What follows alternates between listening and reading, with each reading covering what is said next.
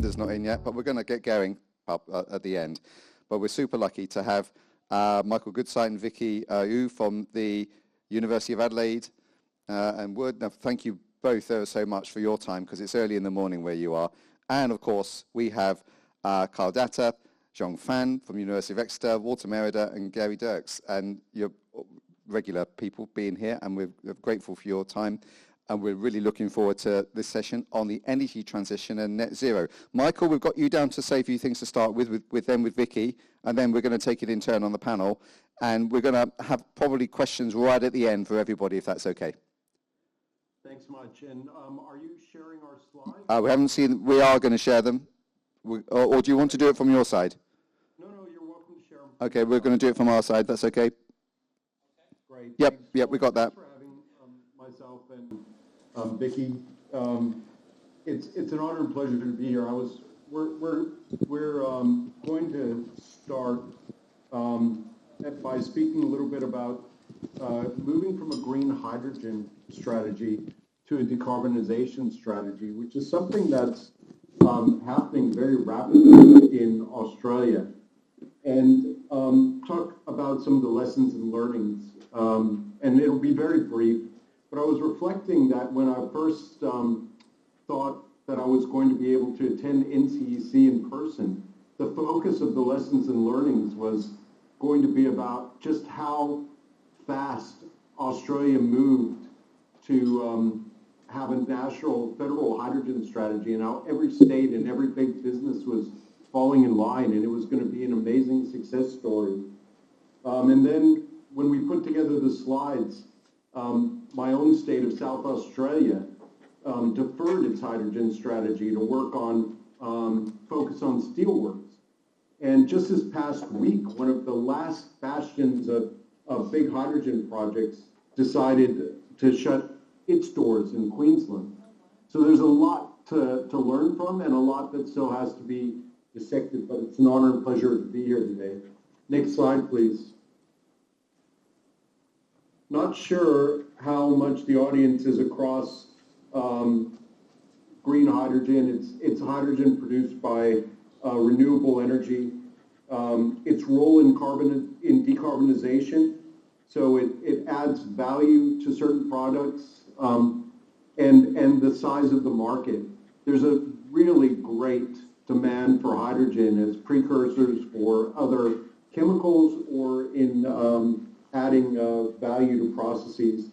And so, for example, at one point, steel produced with green hydrogen or through other green methods was trading on the London Metal Exchange for nearly 25 times the price of non-decarbonized steel that's normally made with coking coal in blast furnaces. And so there's huge market potential. But the market has been brutal to hydrogen, green hydrogen, and the targets that were being set haven't been able to be met with current technologies, and the subsidies that were being set up, for example, the Inflation Reduction Act in the United States, have been rescinded. So there's challenges there getting that market drive to push this forward. Next slide, please.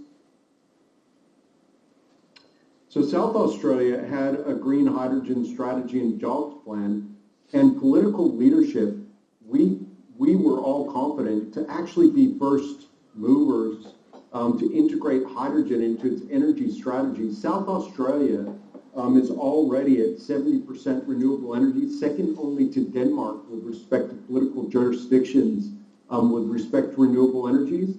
It shut its coal-fired power plant 17 years ago and hasn't looked back. Unfortunately, it also is home, or fortunately, to Australia's only steel producer, and that steel producer's owner went into administration this past year, and the government has had to step in and use all of its available resources to focus on saving the steelworks together with the federal government. Investments totaling close to $2 billion Australian dollars, or almost $1.5 billion US. And that meant that major efforts, including the hydrogen strategy and jobs growth plan, were put on, were deferred. So South Australia has a great sort of political conditions and environments to make changes in decarbonization happen. Hydrogen was going to be part of that to add value, especially to metals. South Australia is home to one of the world's largest copper deposits, the high quality steel that's used in high value projects around the world, and also the ammonia and the blasting materials used in the mining sector and fertilizer. There was a lot going on with hydrogen, sustainable aviation fuels, and unfortunately it's had to be deferred. And I'm now very pleased to pass it on to Vicky to kind of chat through some of the analysis from a federal perspective. Vicky, over to you. Thanks very much, Michael. And if you could please pass on to the next slide. So coming back to our overall theme of taking it from a green hydrogen strategy to a decarb strategy, Australia, as we are very proud to say, and I know some people know as well, we're one of the first countries to come out with a green hydrogen strategy.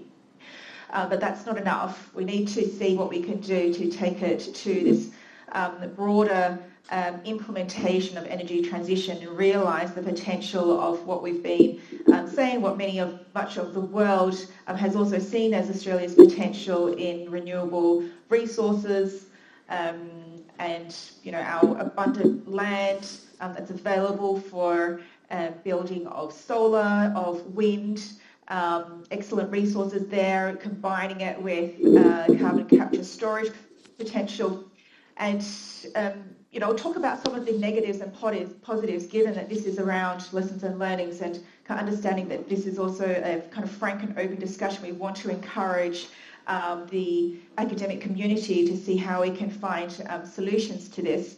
With government leadership, the positive that we have, first of all, with taking that kind of bipartisan support for the hydrogen strategy in the first place, but where is it that we've done with the progress of that? Well, again, on the positive side, we have been able to enshrine certain policies and funding mechanisms, Future Made in Australia and Hydrogen Head Start. We've been able to enshrine that in law. It's going to be very difficult to unwind that, even with the change in government, and we can see globally how important that is. When there is uncertainty with where different governments might want to take those changes in policy when they come in to administration. So this importance of funding and policy, providing that certainty to business to drive progress, alignment of state leadership with federal policy. But then on the negative side, very recently there has been a very public announcement about the pulling out of major state funding for a very large export project in Queensland. This is no secret, it's been in the news, but it's a major disappointment. And that has in turn led to some market kind of concern with government stability of doing business here in Australia. That kind of flows from some of the other points. I'll go into a nexus with water, environment and social licence. This is not a trivial problem.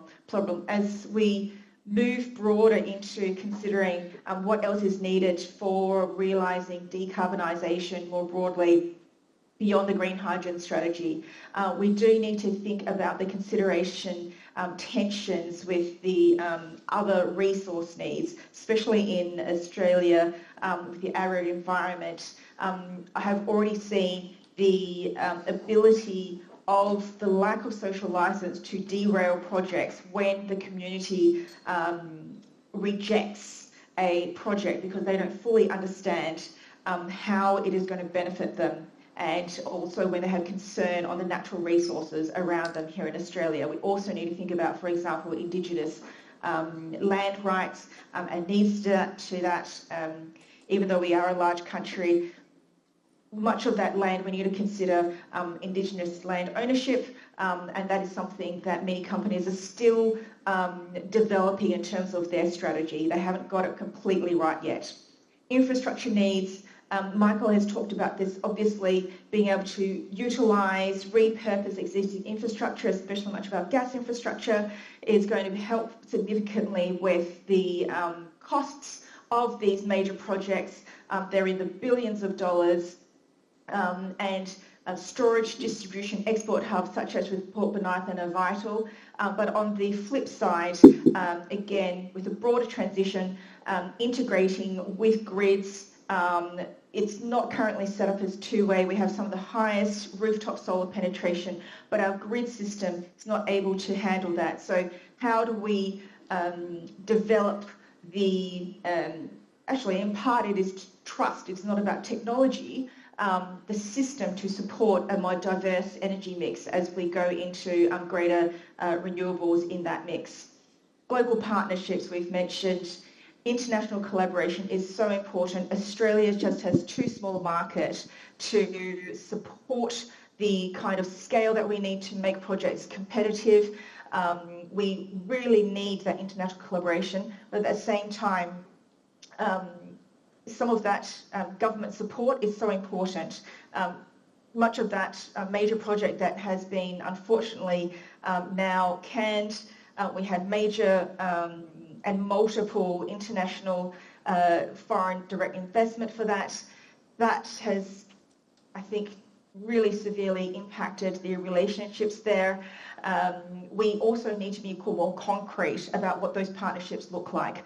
One of the comments that I've heard from industry is really thinking about the subsidies that the government provides for a consumer country compared to the subsidies that are needed for a producer country. They're different, and we could really realise the potential of international collaboration and help to establish the much needed supply chains if we can work together to align the policies, align the timing with projects in the respective countries. And I'm not quite sure that we're quite there yet. We have the example of H2 Global with Germany, but on a broader basis, are they aligned? I think there's much more we could do on that. In economic impact, obvious benefits, creates jobs and position in Australia. We need to think about how we move from the current major commodities that we export, the value-added metals export opportunity that is there. But then on the flip side again, what is our plan? What are the immediate steps to realise that, rather than seeing this golden future, this potential that is there, the immediate steps that we put in place now to make sure that it actually happens, coming from those points from above. I think there is still some work to be done here.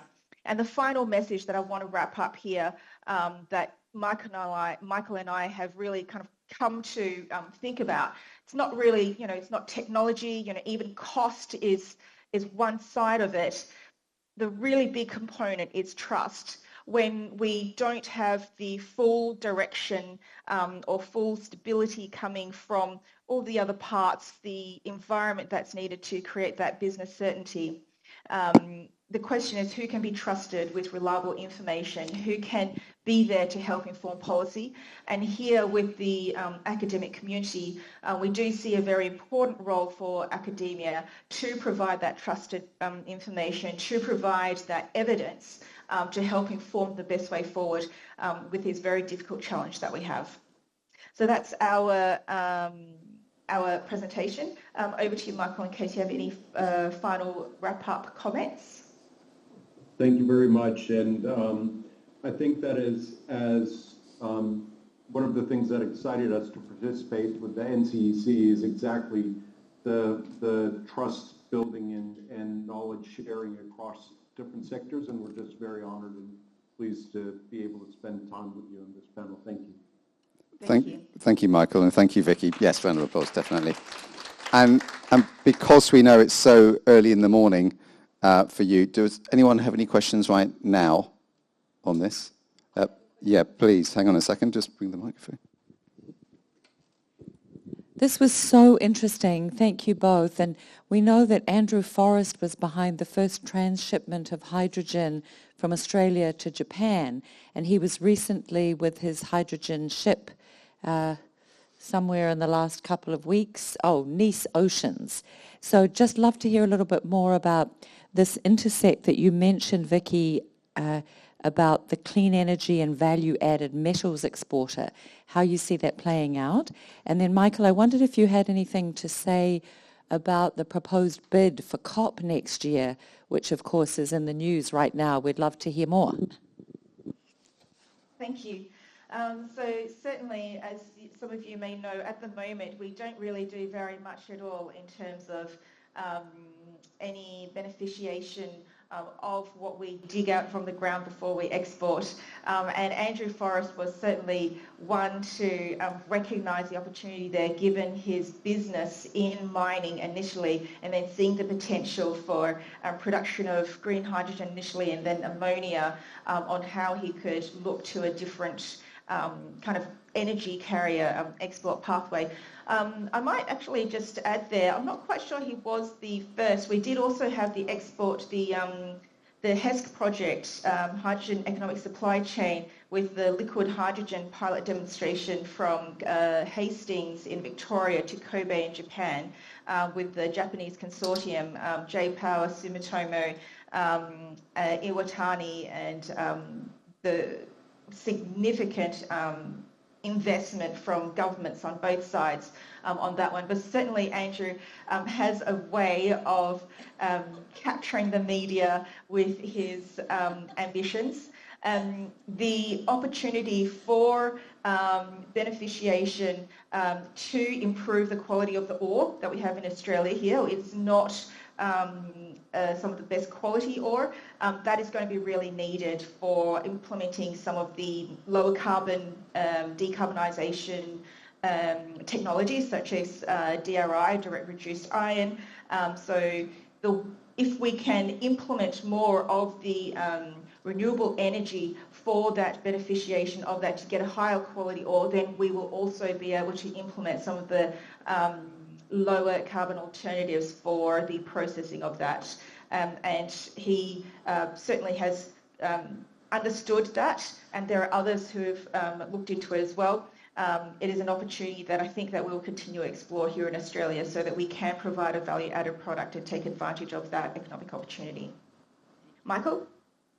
Yeah, thank you, Vicky. And with respect to the COP, I understand that there's 2 countries still under consideration.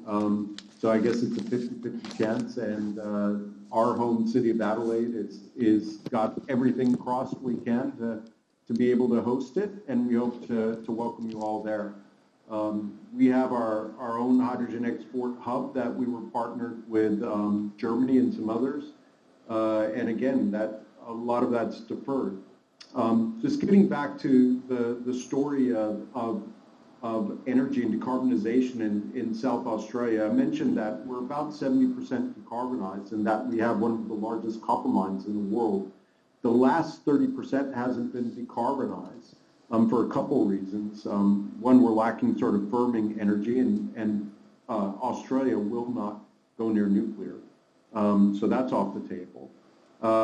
And our mines, that 30% is largely due to comminution or the crushing of rocks for mines at the mine site to get to the copper ore.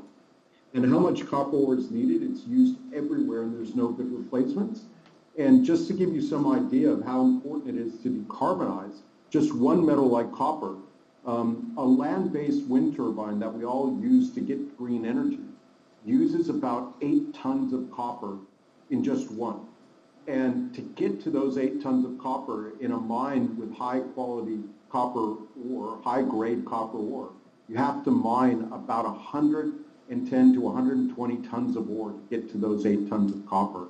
And all the energy, all the water, all the land use, all the environmental issues that comes with that.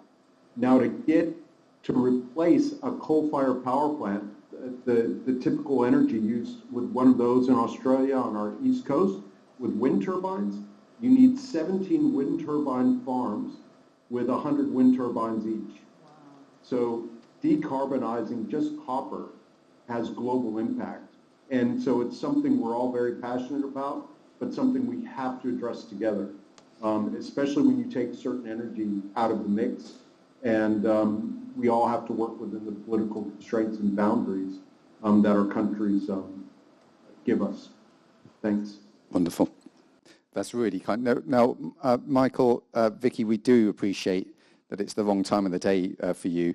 So we would like you to stay for the whole session, but we really appreciate if you needed to sort of drop off and get a bit of sleep. So that's totally understandable as well. But we're really grateful for your time and for being with us online. Round of applause, please. Thank you ever so much. Thank you. Okay, well, we now have in-person presentations, and the first up is Kyle Datta, Chief Executive of Teneo. Kyle, you're going to come up here. Well, good afternoon, everybody. Since it's late in the day, I'm going to start with a provocative statement. In all geographies that will obtain the majority of their primary electrical generation from weather-dependent, intermittent renewable resources will need fundamental changes to the grid architecture, or the energy transition will fail. There are fundamental and complex electrical engineering reasons for this that I'm really going to try to explain in plain language in 7 minutes. Everything I'm presenting today is not hypothetical.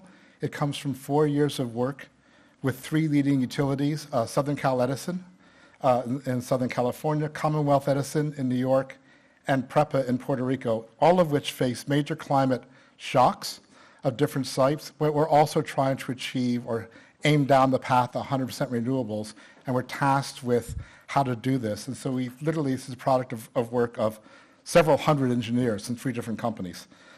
This is the real world. The changes in the grid architectures that we're going to discuss today are actually going to be proposed in this current rate case in California and future rate cases in New York. Grid architecture, and I'll explain that term in a few slides, goes beyond grid modernization. That's the first step. It's a necessary first step of the upgrade of assets, sensors, protection schemes, switches, to allow bidirectional flows safely, which is but within the existing architecture. Grid architectural changes, if we do them right and thoughtfully, can make the grid reliable with high renewable penetration and low fossil use, which means low inertia, and provide both reliability and resistance if we plan to co-optimize from the very beginning the electrical grid and its adjacent infrastructures. You have to do both. Thus, the twin goals of carbon mitigation and carbon adaptation can be met. Now, why are we talking about this now? Because it takes 10 years, typically, to implement grid architectural changes, and it takes 3 to 5 years to get them approved and planned from a regulatory perspective. That's a 15-year latency. So if we want to achieve goals by 2040, 2045, clock is ticking.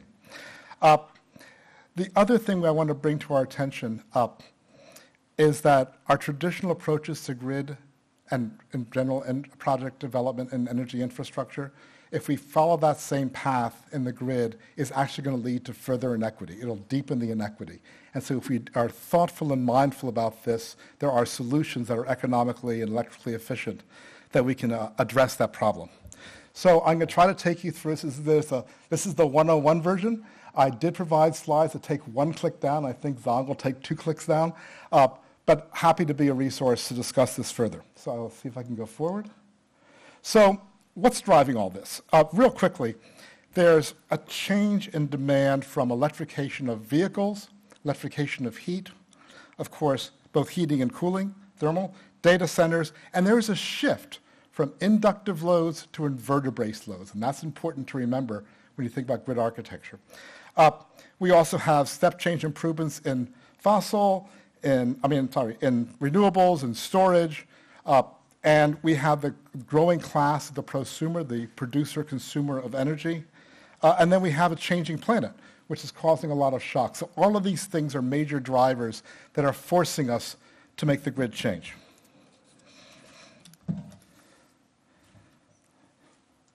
So as we phase out fossil fuels, there are real electrical phenomena issues, engineering issues that show up that have to be addressed by the grid. The first one, we're already here.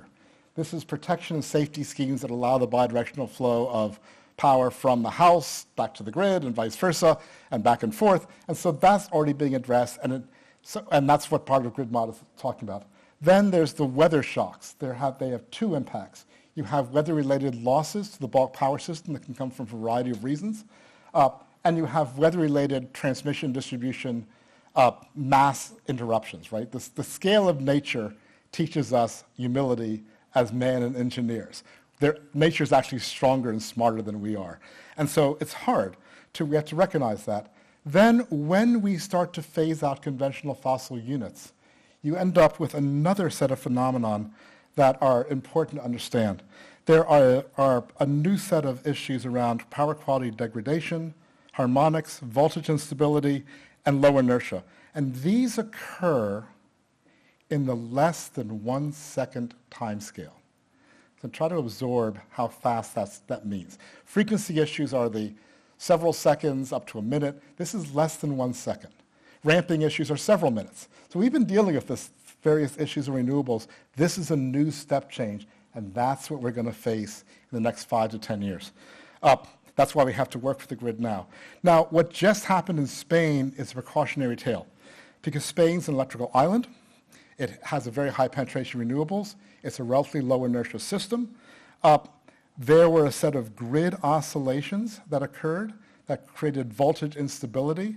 The initial shock was met with the grid operators. The second shock was not because of solar and wind, as the Wall Street Journal and the report in the Financial Times simply parroted to their disgrace, but actually because the fossil units that were tasked with voltage control did not respond correctly. And that's called, euphemistically, a misoperation.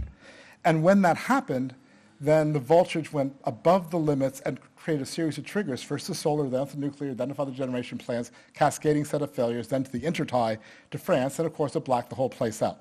Now, to their credit, the Spanish did a wonderful job restoring the system, which we're going to get to in resilience. But it's important to understand that that's not isolated. The grid oscillations and grid phenomena are the new norm. And the fact that Spanish did not have a regulation or they had a grid code, but they had not yet really enacted it to allow the solar units to have grid-forming inverters where they could have contributed to controlling invert voltage is another huge lesson learned. And they actually changed the rules around that. So these are real things. And when you talk to engineers and utilities and you go through this, suddenly a light goes on and they go, oh my God, we have to deal with this. And that's important because you need the engineers to go from why should we do it to how should we do it and get mobilized. And this was one of the great things about these projects is we had some of the best engineers in each of these utilities working on this, the real world. So a couple of thoughts here.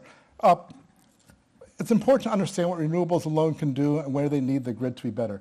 Renewables alone really can't make the grid that much more resilient against these shocks. They can do wonderful things. It makes the bulk power system much more resilient against fossil fuel supply chain risks and the associated volatility. Distributed renewables with storage can provide an individual household or business with resilience and provide, if you allow them, this goes back to the grid services to the distribution of bulk power grids. But you need the grid to actually adjust to that reality. You need a set of physical grid changes, which is called topology, the actual shape and the design and how they are interconnected, the mesh and the voltage, along with really a much more cellular concept than actually radial designs, and I'll explain that more about why the cellular concepts are more resilient and valuable. It requires another set of capabilities to address grid stability.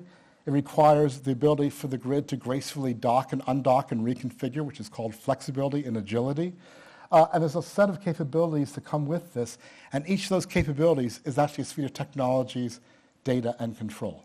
So when you put that package together with this wonderful new set of technologies, then the magic happens, and you actually can change the grid to become much more reliable, much more resilient against the shocks we have, and I'll explain a bit how that works. So I need to define my terms a little bit. So I keep saying this annoying word, grid architecture. This is the simplest chart I can show you, and it's actually oversimplified. But they're essentially architecture actually has layers. We normally think of architecture as just the wires and how they're configured. That's actually the bottom layer. And this is actually designed for the utilities. I had put the customer assets, the utility assets together in one layer on purpose, even though they're actually separate layers, to make them think beyond their own boundaries. But in fact, there really are two layers, but they play together well.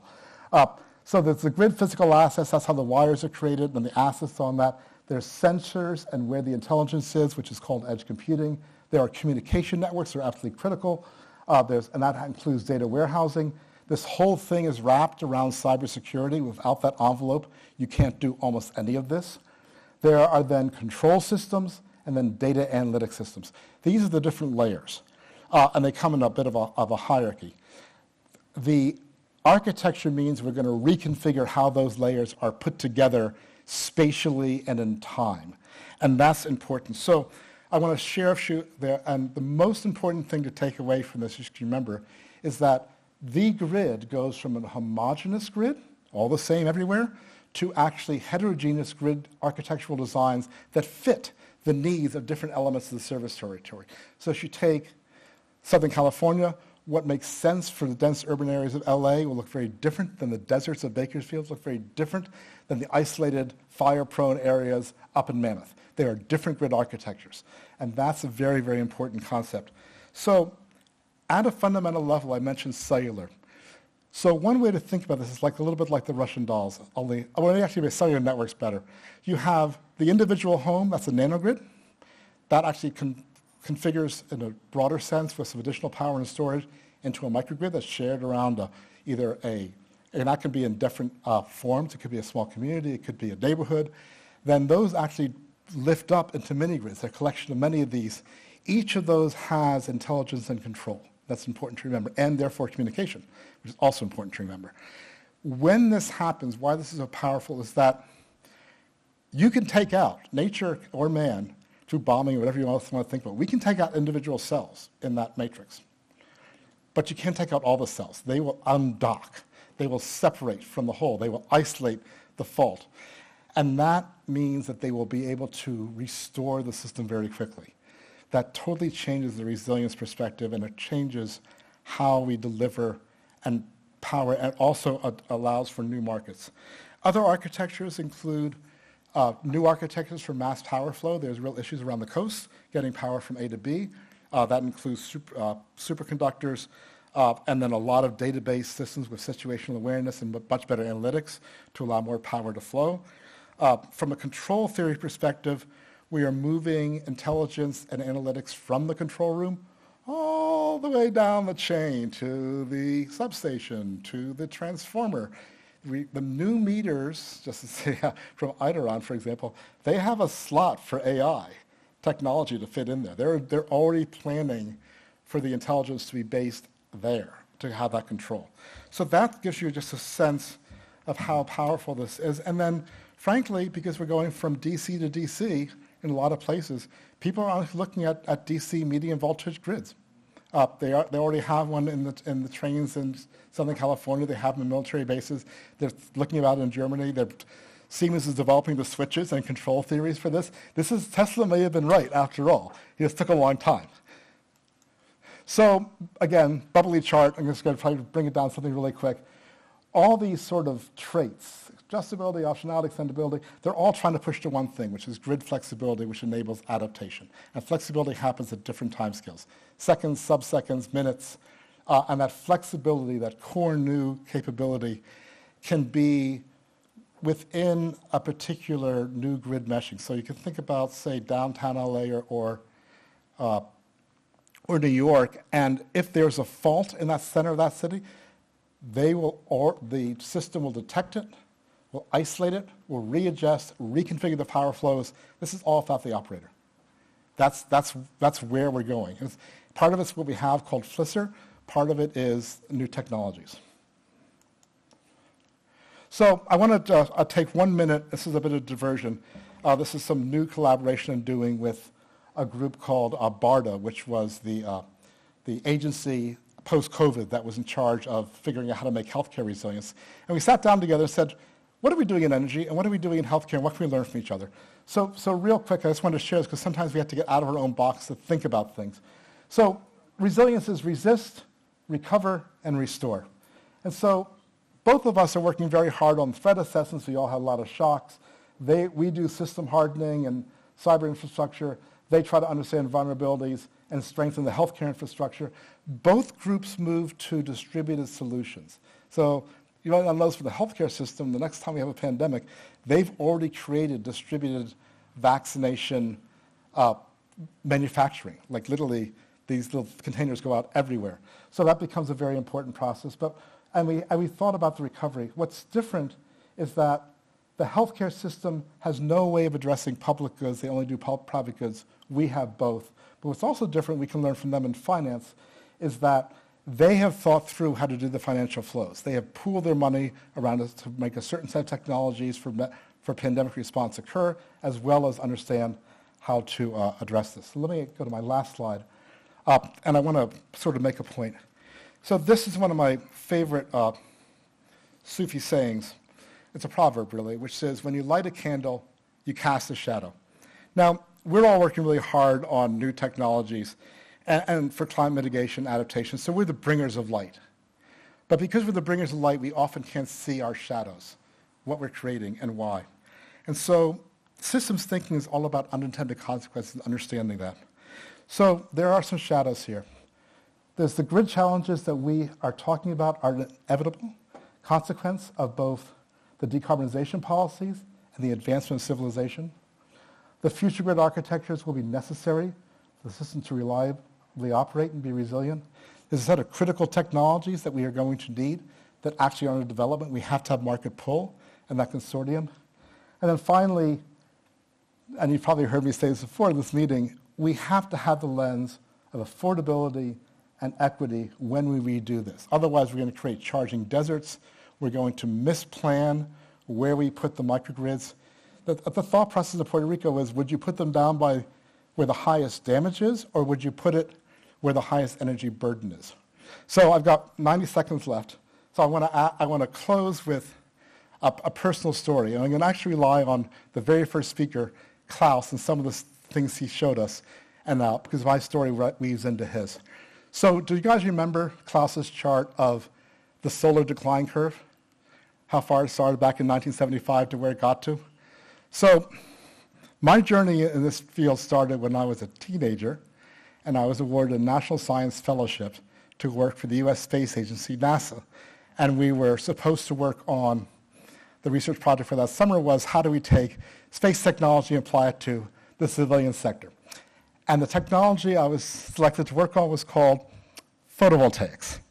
So I'm the guy at the very top of that curve. I lived that curve.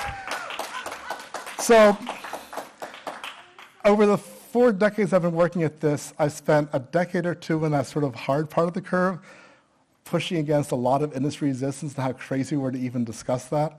I spent another decade in that middle part of the faster reduction part of the curve, where we changed the rules, changed the business models, and then frankly, the market took over and we were able to surf down the last part of the curve till we got to where we are now, which is the 1 or 2 cents, right, per kilowatt hour.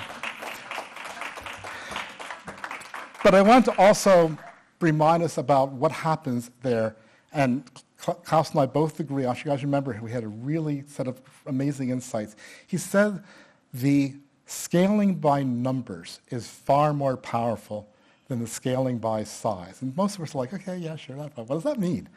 So let me tell you what that means. So because we're so cheap, Pakistan added 22 gigawatts of distributed solar in the last 2.5 years. They are broke. They have no debt capacity. The local banks did not finance this at all. How is it possible they could have done that? The price of power from overbuilding coal plants was so high, the government got out of the way, dropped the tariffs to zero. Individual consumers and businesses bought these panels, put them in with their own equity, their own money, and scaled that fast. Now, that is such a shift in paradigm. The other thing they did, like, how is that possible when there's no solar industry? How do they install them? 80,000 local electricians were mobilized. They learned from each other on TikTok. That's how it actually happened, and it's still happening. So I want us to think a little bit about our own paradigms about scaling and how it works. And I want to tell the story really to respect Klaus, but also respect all of us, to say, when we get to these new areas where the new technology actually is the dominant form, the cheapest form, a whole set of new scaling and business models occur that are outside of our development experience. And I wanted to share that. I mean, it's going to end here. So I wanted to share that for all of you because it's been a really, really powerful meeting for me, listening to all this carbon reduction technologies and all the wonderful people at Exeter. And I realize you're just like me many years ago. You're at the top of that curve, looking down going, how is that possible? How are we going to get there? And I want to share with you that you will get there in your professional lifetime, as I did. But I also want to say, you're not off the hook. Not to stress you out, but you've got to get there in half the time if we're going to save the planet. Thank you very much. Carl, that's brilliant. Thank you so much. Just to say, we're running a little bit late, but that's okay because we've got a little bit of excess time we can add on to this session, so no need to rush anybody. Although, being succinct is important as well. Zhong Fan, you're next. As you take the stage, Zhong Fan is Professor in Net Zero Energy Systems, Director of the Centre for Smart Grid at the University of Exeter. Please take it away. Thank you. Okay, hello everyone. It's great to be here, and I've listened many exciting talks, and actually I found a lot of synergies from previous speakers talking about, energy transition, especially the previous speaker, and also, living labs and AI. So actually, I would like to share my personal experience working in some of these areas. So probably you have seen this. Like the previous speaker just mentioned, we are currently heading to a new sort of architecture. So this is the traditional energy system, more like a one-way system, from transmission, distribution, all the way to the consumer. So there are a lot of issues there. And the future, it's more like, I think in the UK, very often we say there are 4 Ds. So decarbonized, so that meaning, we want to decarbonize the grid with more renewables, and decentralized, so that meaning, we have a lot of decentralized, localized energy generation, renewables, and even, now we are talking about multiple energy sort of vector distributed energy resources, batteries, EVs, all these things. And then democratized, that is, I think probably you have heard the notion of a prosumer, so consumer and producer, and also a lot of customer engagement. We're talking about demand response, so not just generation adjustment, but also on the demand side, you can do things like demand response, demand side management.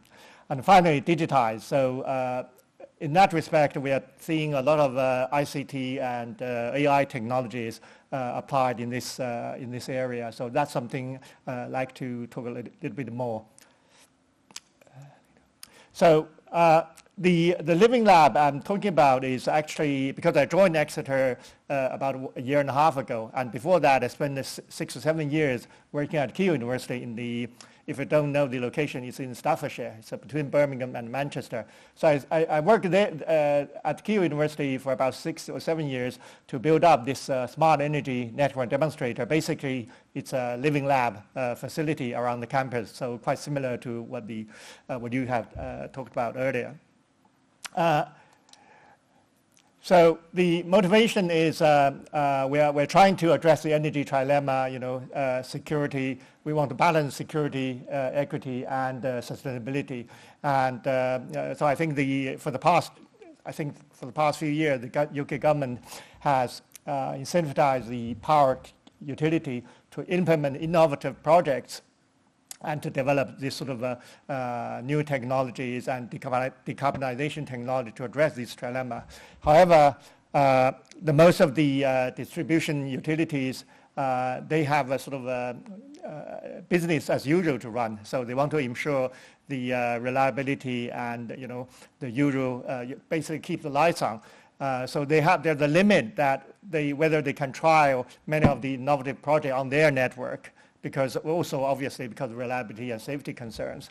So that's how the university, especially as our university, we are a kind of a private owner of all the facilities of our infrastructure.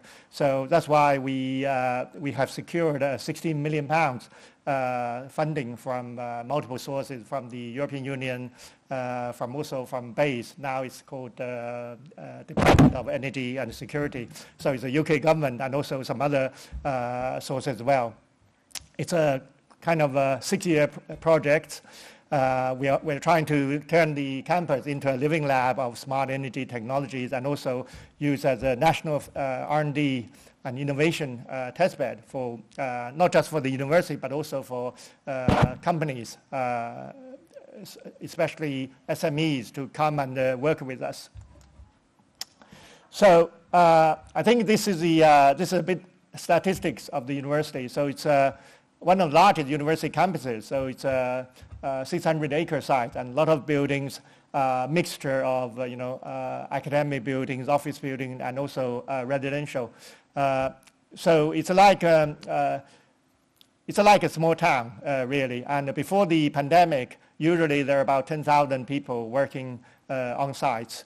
So we can see this is a kind of a living lab of a small town or small community. So the main objective is, I listed some of it here. We want to deliver a self-contained and privately owned sort of a network of energy assets, not just electricity, but but also gas, heat, water, and waste. And we have a real-world energy demand. And as I mentioned, we are looking at multiple energy vectors, not just electricity, but also gas, heat, and storage and transport.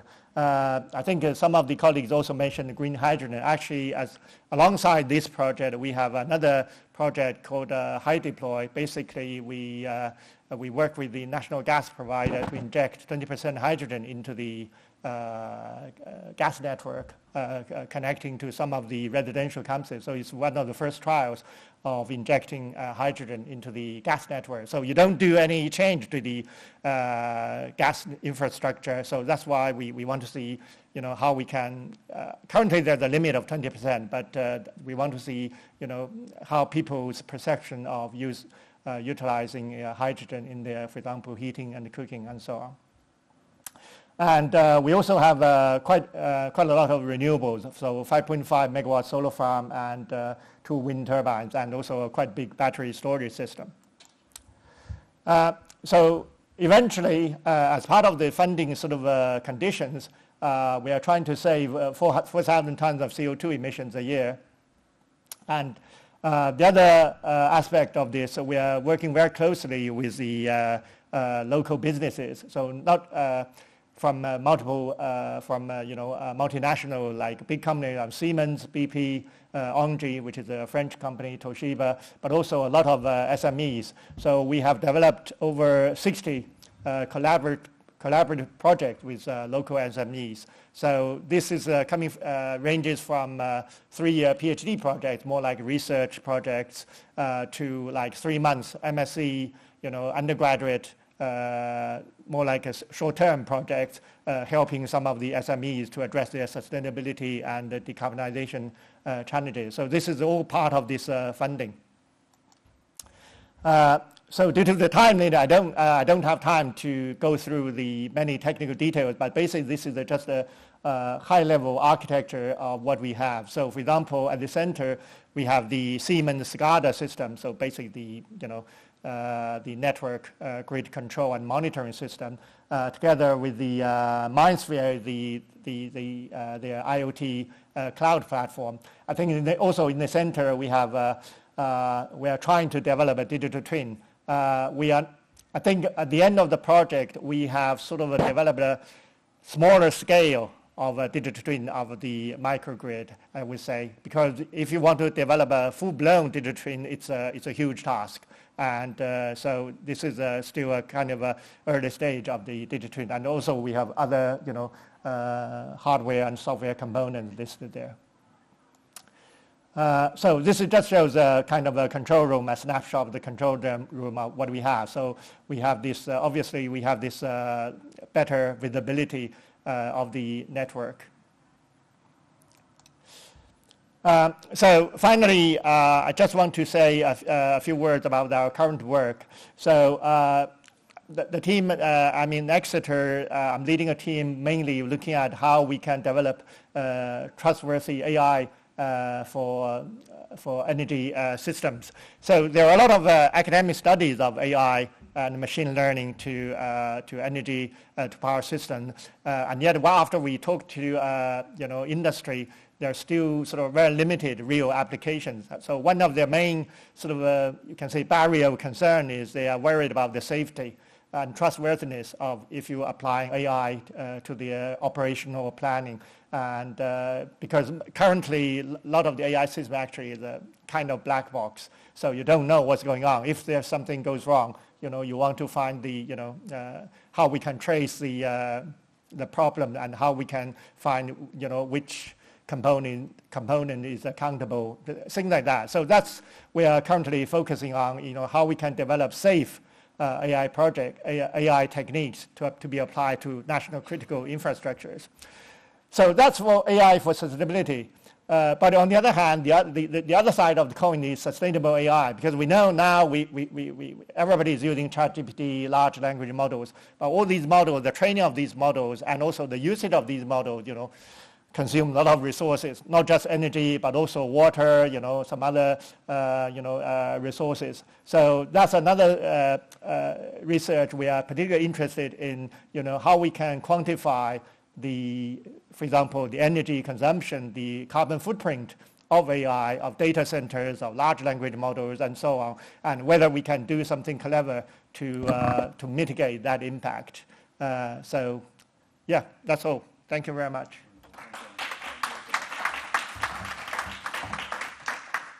Move straight on. Next one is Walter Merida.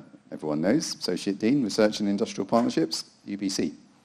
Thanks a lot, Martin. I think the great thing about meetings like this is that your colleagues make your life a lot easier, and you'll see what I mean in a second. I was very grateful for Kyle's, he's forwarded a report about the Spanish incident, and I won't spend any time on it because he did a fantastic job of describing what happened. But what piqued my attention actually had nothing to do with the grid or the technologies or what happened. I have been following the Spanish politics for quite a while because Spain at the moment is quite divided. There is a lot of tension between the governing party, the Socialist Party, and the Popular Party, the opposition party. And it was very interesting to see exactly what Kyle described, that immediately the people who were criticizing the renewable energy policies immediately jumped on the bandwagon of blaming renewables for the problem. And the government, in response, very quickly announced that there was going to be an inquiry into whether or not this was a cyber attack, and they were trying to explain things in terms that didn't include any of the responsibilities. They very quickly also made the point that the system is run by a private entity, but if you look at the leadership of that private entity, they were appointed from people who were part of the government before. So my point is that beyond the technologies, and I think we talked a little bit about this in the earlier sessions today, the human aspects of all this are actually as important.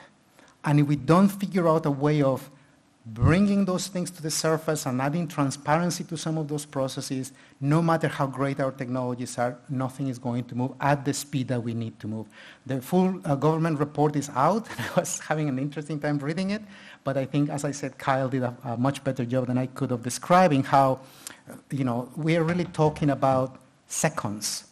And at the moment, Spain, I think, Kyle, is still selling power on 15-minute windows.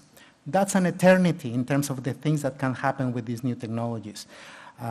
So I think on the one hand it's a challenge, but on the other hand there is a huge opportunity to innovate and to add value to some of these new solutions.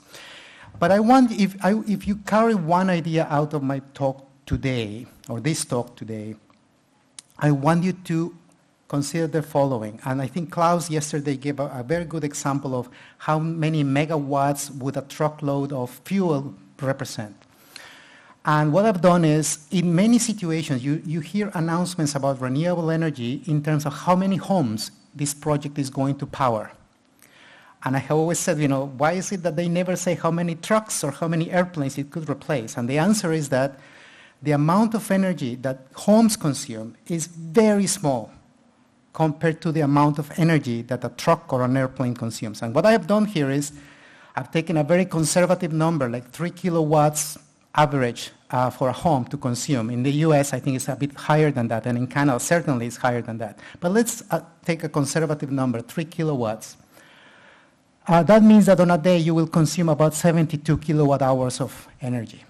Now, if you take a single Class 8 truck, so these are the trucks that go into supermarkets and deliver the dairy products or the produce into the supermarkets, and you refuel that truck, the energy transaction that took place by filling the tank of that truck is approximately 107 megawatts.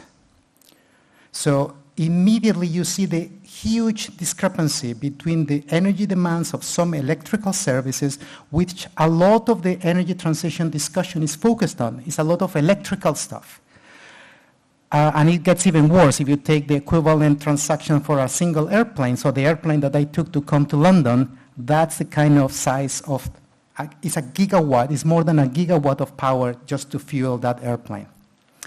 The reason this is important is that one of the things perhaps, especially given the first presentation, I sit on the board of the Canadian Hydrogen Association. And I think one of the things that happened during the history of hydrogen in Canada is there was an initial focus on transportation. Hydrogen for cars and trying to come up with refueling stations and so on. And that's still happening. But in British Columbia, about 40% of the emissions are from transportation, land transportation, but half of those emissions are from heavy-duty vehicles, not cars. So by focusing the electric vehicle incentives and the refueling stuff on light-duty vehicles, we dismissed the importance of the trucking sector, which, interestingly, with a smaller number of vehicles, can give you a much larger environmental impact. It gets even more so when you look at the non-electrical service realm, and I'm thinking in terms of course, air travel. It is very difficult to imagine flying from Vancouver to London on batteries. And the same applies to the trucking sector. The weight of batteries that the trucks will need to carry would make their margins become even smaller than they are right now. So the point I want to make, and this is particularly relevant in terms of the Australian discussion, is the reason, so long story short, the only purpose of this slide is to explain to you why I work on hydrogen. Because all the progress and the efforts that have gone into renewable electricity, it is trivially simple to convert molecules into electrons. Any fuel will do that. It is very difficult to convert electrons into chemicals.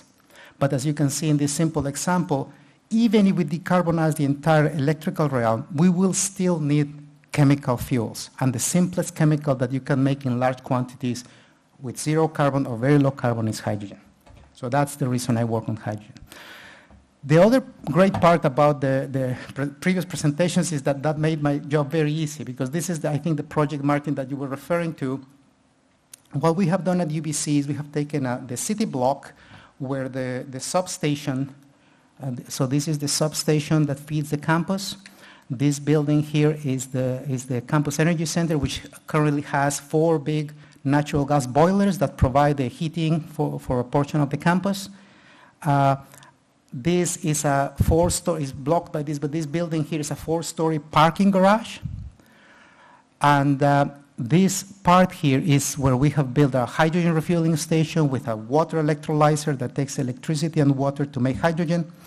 Now the first question is, we also built a 1 megawatt or so solar plant on the roof of this parking garage. And the immediate question, if you have been to Vancouver, is why on earth would you look at solar in a place like Vancouver where it rains a lot and you don't get a lot of solar resource compared to other parts of the world? Well, the reason is, as we have shown from that curve that both Klaus and Kyle have referred to, photovoltaic technology has very mature, robust, and reliable cost and performance data that we can use to generate digital twins of these kinds of installations to develop business cases before we build infrastructure. The other part is And this goes to and I was so glad, Kyle, that you emphasized the fact about reversible power transfers, because if you think about it, cars and parking buildings are two of the silliest assets. At UBC, these buildings fill up with cars at 9 a.m. The cars sit there for 8 hours a day doing nothing, filling space, and then people take them up at the end of the day. Now, as electric vehicles become more popular, we were faced with the challenge. We needed to provide charging infrastructure for a larger and larger number of electric vehicles. Each electric vehicle carries 30, 50, 80 kilowatts of power on board. And then you park these 80 kilowatts and let them sit there doing nothing for 8 hours a day. So what we have done is we have made the charging infrastructure reversible, to your point, Kyle, to allow the cars to charge, but also to transfer power back to the grid. Now again, if you're an EV owner, why on earth would you allow me to start messing around with your battery unless there is some sort of value to you?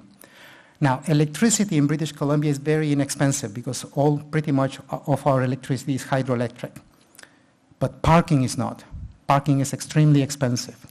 So and this is what we are doing right now, creating a pilot program where we give you a break on parking if you allow me to use 5 to 10% of your battery capacity to do this energy transaction. And all of a sudden, the business case that previously was prohibitively expensive makes sense for both parties. It makes special sense for the university because, as I showed you in the previous picture, we are isolated. So very soon, we will be at peak transmission capacity as the campus grows. Even if the utility had enough generation capacity, we may not be able to bring it into the campus, which means we will need to build a second transmission line, which going through a regional park will be very difficult, time-consuming, and expensive. So from our perspective as a university, we save or delay the cost of that transmission line while at the same time building all these smart technologies that hopefully will be totally transparent to the user because you will just park and all the financial transactions will be taken care of in the background. And that's just one example of the new business cases that can be enabled.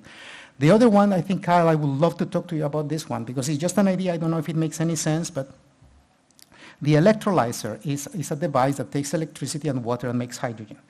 And when I started, it was hard to find large electrolyzers. They were a few megawatts. Now it is really difficult to find small electrolyzers because the electrolyzer projects are becoming gigawatts in size. Now, one of the key features of electrochemical energy technologies like electrolyzers is that number one, they can be very efficient at low temperature, and that is totally different from internal combustion engines and other thermal technologies. But the other feature is that they can respond to changes in load quickly. So one idea is to use the same asset to provide two services. So yes, you can produce hydrogen to refuel cars and do whatever you need, but perhaps you can offer grid stability services by becoming a buffer inside these micro and nanogrids to guarantee frequency stability and so on. So that's another example, perhaps, of what could be enabled. So the website there's a lot of information on the project, so I don't have time to go through all the components, but I invite you to visit the website. And again, Amanda, I'm sorry to do this, but the reason I had to leave yesterday is that today is Canada Day. And before, we had to submit something just before Canada Day for reasons that don't need to be explained. But the proposal that went in is going to look at using these nanogrids and microgrids that we can develop on campus to do some of the things, Kyle, that you described in your multiple layers. The first project that's kicking in, if anyone is interested, is precisely focused on cybersecurity because it is at the moment difficult to even take data into the cloud and back into the campus without exposing ourselves to some problems. So hopefully next year I'll be able to tell you what this project is about. Thank you very much. That's great stuff. Thank you. Okay, last speaker in our session before questions is, of course, Gary Dirks, Senior Director, Global Futures Laboratory and Director of Lightworks, Arizona State University Initiative, that capitalizes on ASU's strengths in solar energy. Thank you, Martin. What I'm going to do is also pick up on a comment that Klaus Lochner made in his opening remarks about aligning the energy system with the climate concerns about emissions. And I'm going to focus on a very narrow subject, largely just to make a point and perhaps suggest a slightly different way to communicate around how we want the energy system to evolve and why we want it to evolve in certain ways. By way of introduction, as Martin said, I'm with the Global Futures Laboratory at Arizona State University. I also co-lead Energy Forward, which is a coalition, a portal, an initiative. It doesn't have a formal title, institutional descriptor, that covers the expanse, pretty much the full expanse of what we do at Arizona State University related to energy. It's relatively new. I co-lead it with a woman by the name of Kelly Barr, who comes from a power and water background. And we've been able to assemble just about 200 people now at Arizona State University who have some interest in energy and want to be involved in energy-related projects. Has it gone missing? Because I've got the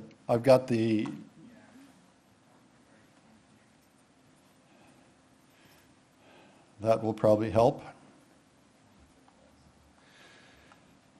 Well, just continuing, I'm not going to say a great deal about the details of what we do. I'll show, when it does come up, I'll show a very quick slide. But what I want to talk about probably needs a little bit of background, beginning with a normative framework for thinking about energy. And some of you that participated a couple of years ago will have seen the triangle that I use. The normative framework that I use is composed of 4 priorities. Are we good? Okay. This is some of the things that we focus on at Energy Forward, and I might touch a little bit, depending on time, on data centers, but most of the rest of it I'm not going to talk about. So this is the normative framework that I use when I talk about energy transitions, and it's the one I use. Now, the reason I emphasize it is because shot throughout this meeting have been comments and orientation of arguments that have at their root a normative value of some sort or another. When Rachel spoke, she mentioned all of these things that are there. The last bullet on Kyle's slide was normative. It had 3 components to it. So the one that I use, like I said, is net negative carbon emissions, reliability, affordability, justice, and equity. Now this is the terminology that I use when I talk to mainly people who are interested in how to operate an energy system. I'm not going to use exactly this one. I'm going to change 2 words, reliability to security, and I'm going to change affordability to cost. And the reason for that, well, first let me say, using energy is exceedingly important, and Rachel made this point too. This is the Energy and Human Development Index relationship. And you can see that it goes up practically straight up until you hit 100,000 or 100 million BTUs, which is about 20 barrels of oil. So it's not that it begins to turn over at a relatively low level. But without it, people don't thrive. Now, I'm using security, and I'm going to focus on security, because it is a really big thing that sits in the background of everything that we're talking about. For my European colleagues here today, you will recognize this, because this is what happened to the imports of Russian gas into Europe after the invasion of the Ukraine. Now, the price curve is exactly the inverse of this. Prices went right straight through the roof. It was stunning what Europe was willing to do, because Europe actually cut itself off first before the Russians did. Stunning that they would be willing to do that. And remarkable what they did to recover. Literally, the Europeans went all over the planet looking for floating regasification LNG terminals. And they found bunches of them. Then they went all around the world scooping up every drop of LNG that wasn't contracted. They managed to get themselves through it. It was uncomfortable. It was uncomfortable for the rest of the world because there were people that wanted to buy that LNG that the Europeans bought. But the Europeans did something else that's really important, and that is they accelerated the rate at which they developed their own power systems. Now, I'll come back to that in just a minute, because there's actually a more interesting example to point to. This is China. And this is the supply of crude oil to China. You can see it in the bar charts up there where it's coming from. Russia is by far the largest and continues to be. And you can see even the United States was at least providing crude oil to China. Now, what's stunning about that is they're importing almost 12 million barrels a day of oil into China. And they're the largest LNG importer in the world. Here's how that oil gets there, and I apologize, this doesn't go quite up to capture Russia, but all those orange bars that you can see coming down from the north along the east coast, that's oil coming from Russia. You can see it coming out of the Middle East. Some of this stuff down in this left-hand side is coming from other parts of Africa. Notice it channeling down through the Straits of Malacca. Okay? Get a really good, solid mental image of what that looks like, because then you can overlap it with where the United States had its aircraft carrier fleet 2 weeks before the Taiwanese election. Do you see any similarity? There's what their supply lines look like. And here's where the U.S. aircraft carrier fleet was 2 weeks before the Taiwanese election. This is a stunning strategic vulnerability that the Chinese have to the U.S. Navy. Now, I did actually raise this with some flag officers. What do you think was the question. They smiled. I couldn't draw them. Although another guy that is familiar with the Navy says, you do know, of course, that no aircraft carrier is any place other than where it's supposed to be at all times. What China, oh, by the way, and here is what it looked like 6 weeks before the Taiwanese election. You'll see it's a rather different orientation. Notice that there weren't any in the Western Hemisphere. Okay? Now, what China is doing, I think, is greatly informed by that. Because we talk about what is China doing in the context of climate often. And that's exactly the wrong question to ask the Chinese. The question to ask is, what are you doing about that vulnerability? And then everything makes perfect sense. They are building coal as fast as they need it. They are building out nuclear. They stuck with nuclear, and they're building more new nuclear. And they are building renewables faster than most of the rest of the world combined. All right? And it has nothing to do with the climate. Absolutely nothing to do with the climate. It is all about strategic vulnerability. Now, besides that and beyond that, they have gone one step further and said, you know what, I'll bet a good chunk of the rest of the world is going to start worrying about this before too much longer. And they are now the largest producer of solar panels. They're the largest producer of wind turbines. I'm not going to go through all of these because you'll probably have heard most of it before, but China is all over the transition to low carbon energy.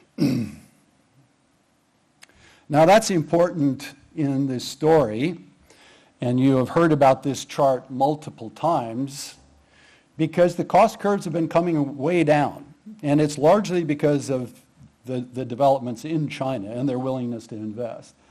Now, the only point that people haven't made before that I think is important in what I want to say is notice the gray bars at the bottom and how dramatically they have changed in proportion to the rest of the bar.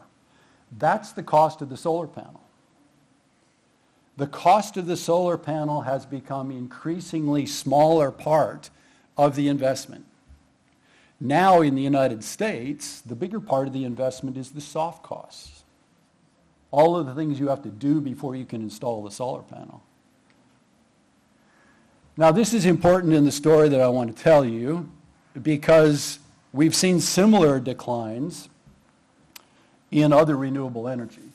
This is from Lazard's, it's levelized cost of energy. You got to be really careful how you use this because the levelized cost doesn't matter that much anymore in the kind of systems that Kyle was describing or Zhong was describing, because it's the cost in service that you have to worry about and the ability of that particular asset to provide services that you have to worry about. But nonetheless, it's indicative of kind of on a similar like-to-like basis what they can do. And notice now, even when you have to do renewable plus batteries, it's better than most natural gas. And it's better than any other fossil fuel.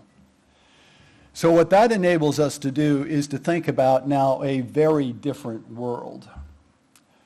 I think it's inevitable that the world now bifurcates, and it will bifurcate into the petrostates that have a strategic and financial interest in hydrocarbons. The United States is one of them, by the way. The UK used to be. It's whether they are anymore now, it's debatable. And they will continue because of strategic power that it creates, because of strategic advantage that they have. Those countries will continue largely on a hydrocarbon basis. But most of the world doesn't benefit directly from hydrocarbons. If you have to import, let me go back to what the Europeans did when they found themselves short. They had the money, they could go out and get floating terminals, and they could buy up the LNG. If you're not a rich country, you just suck it up.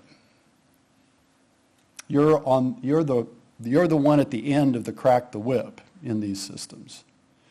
So if you do not have a stake in hydrocarbon, those countries should be looking at how they can address their energy needs with their own resources.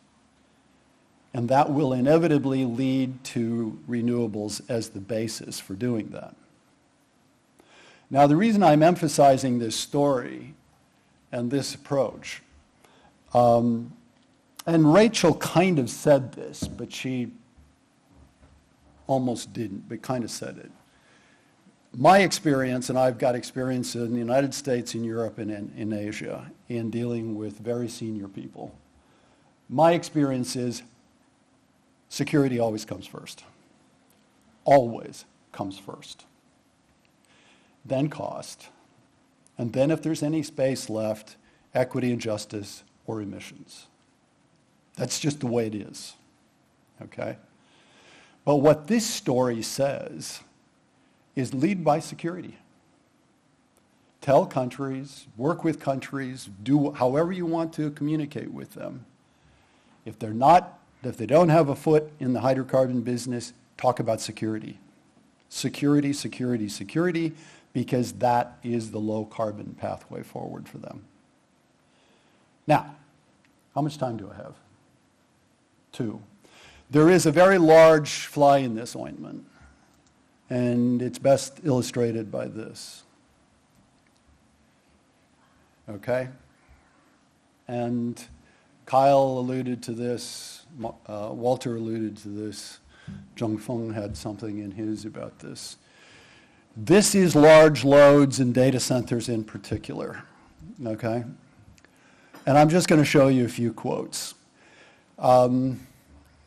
These are quotes addressing this metaphor of the arms race. In the West, it's very much discussed as a digital all-of-economy arms race with China. And you can see J.D. Vance's is particularly illuminating. The Chinese have avoided picking up on that arms race metaphor. But this is Xi Jinping clearly indicating he understands they're in a competition. Now, my concern is we are not just in a competition, we are in an all-of-economy arms race between China and the United States. Very, very disappointing that we find ourselves here, but that's where we are.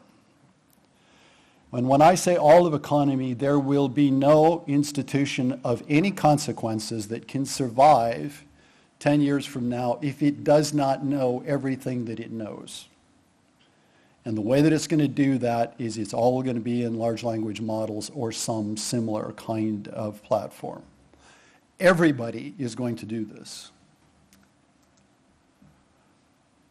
And it's kind of recognized. Here's what Fateh Birol has said.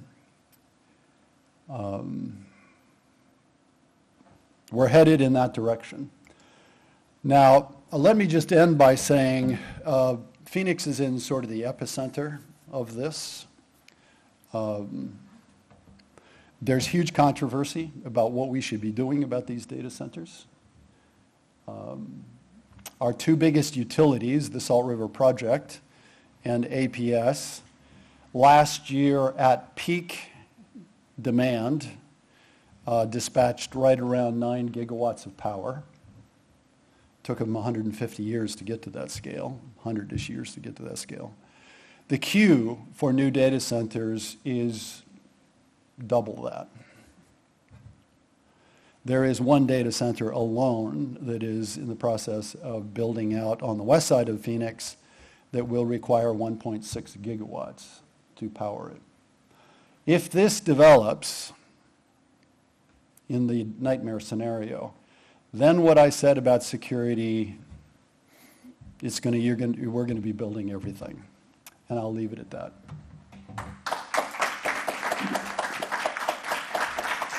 Thank you, Gary. I think that was an amazing collection of talks. Thank you ever so much, all of you, for doing that. Walter, Kyle, Gary, Zhong, that was just tremendous.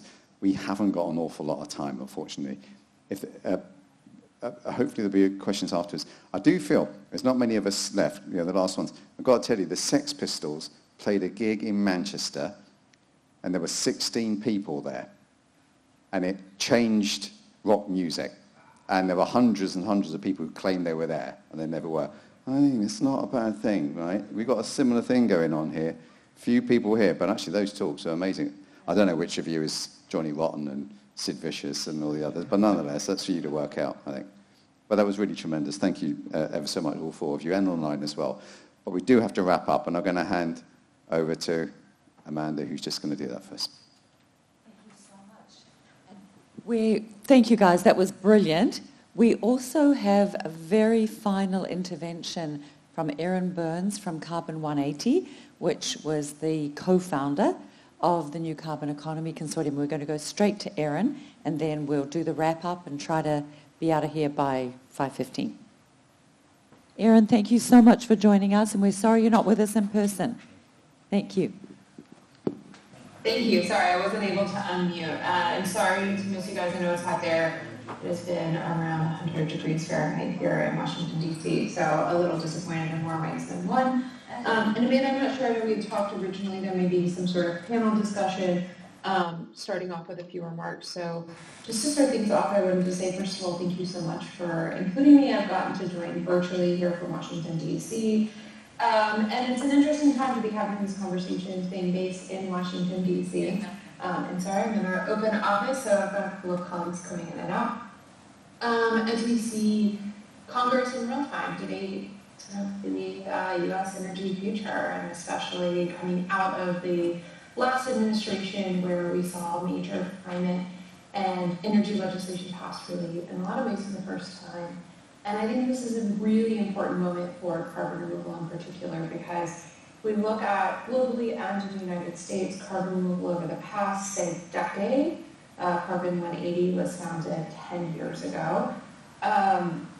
It's had exponential growth. We've seen, this go from something where I think many of us were in the position of explaining that it is carbon removal and not carbon removal, and sort of what the importance is to billions of dollars in federal funding, to hundreds of startups, to real projects being deployed across the globe.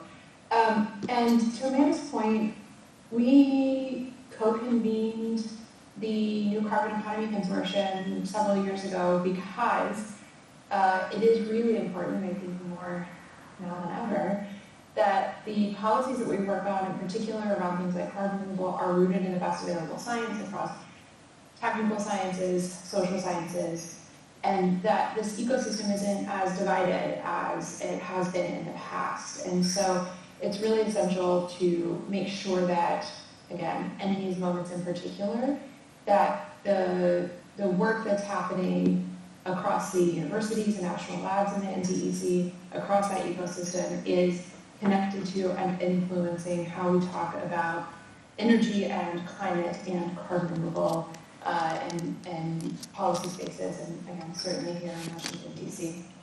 And so it's been really heartening to hear these different approaches. And the last thing I'll say here is I think, look, there's a lot of reasons to be pessimistic about what's happening in the U.S. in the policy space right now. And the bit of optimism I will wrap up my remarks with is to say we've made a lot more progress in carbon removal than I think we would have expected 5 or 10 years ago. We are, in many ways, on track to do our part to meet climate goals in carbon removal.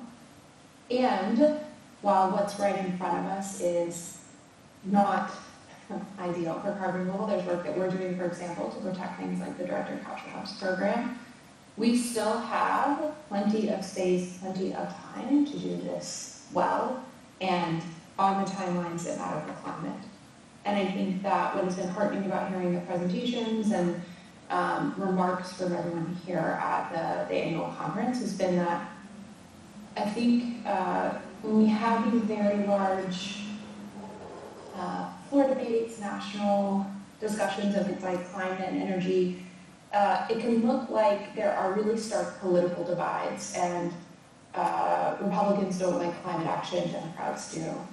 And there's some truth to that, obviously. And what we have seen is when it comes down to specifics around things like different carbon removal pathways, the policies that are going to drive those forward, those divisions aren't necessarily partisan, and they're a lot more, you're able to bridge them in ways that are unexpected, especially when you focus on not the sort of talking points angle, but looking at different ways to communicate about carbon removal, different ways to talk about the opportunity, looking at everything from the economic and security angles to the climate angles around different carbon removal approaches. And so it has been extremely heartening to hear sort of the different ways that everybody involved in the New Carbon Economy Consortium is approaching this, is talking about this. And I think that those sorts of tactics can be extremely catalytic in driving policy, certainly in the United States, but in other countries as well. And we are starting to see, lots of other countries are from the EU ETS work. I know there's some proposals in Germany right now. Canada's doing a lot of great work, Singapore, Japan, Kenya. So a lot of things to, a lot of sort of bright spots for carbon removal these days as well. So thank you so much for having me, and thank you for letting me listen in here from DC. Well, thank you so much, Erin. And I think you summed it up beautifully. This is a really important moment for carbon removal. And Kyle, when he referenced Klaus and his explanation of the cost curve on renewables said, we're really at the top of the curve now. And you talked about the exponential growth that happened over the past few years, which has been so exciting. And this group of the New Carbon Economy Consortium is not only the best available scientists, it's also economic and security, it's finance, it's social science. And I think we've seen quite a different kind of annual meeting this year with a broader ecosystem. And that was really Martin who started that. So huge thanks, Martin. He said, we've got to be really looking at this from many different angles. So I want to give a huge shout out to Martin, to Stuart Brocklehurst, to Sarah, who is not with us in the room, to Stuart Westhead, to Alex, and to Krista, Neha, Thomas.